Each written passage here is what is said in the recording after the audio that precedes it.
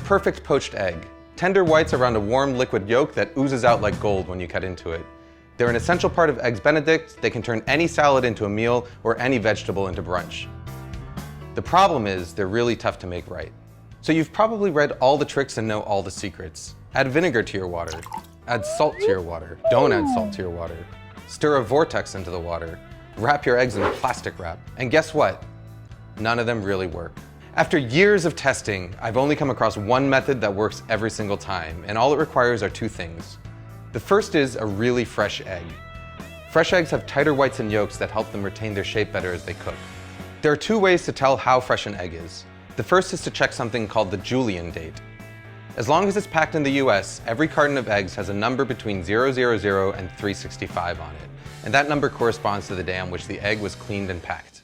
So a number of 000 would mean January 1st, 003 would mean January 4th, and so on.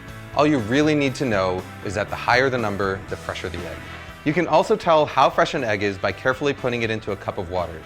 As an egg ages, the air pocket in the fat end is going to get bigger and bigger, which will make the egg stand upright or sometimes even float. A really fresh egg will sink and lie flat on its back like this.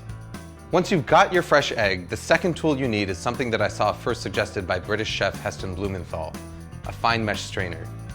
You see, no matter how fresh your eggs are, there's always going to be some amount of liquid white. It's this excess white that causes misshapen eggs.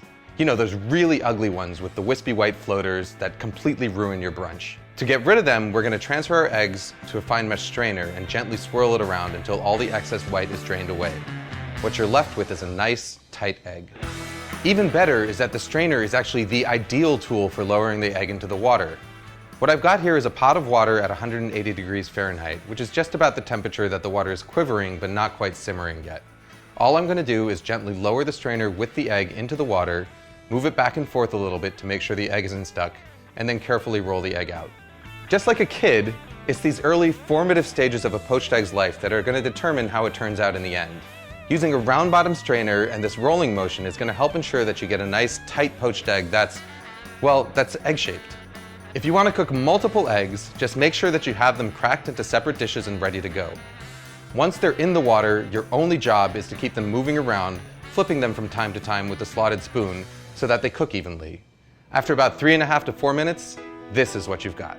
You can even cook them ahead of time and store them submerged in cold water in the fridge for up to a few days. To reheat them, just transfer them to a bowl of hot water for a few minutes just before serving. Food Lab signing out.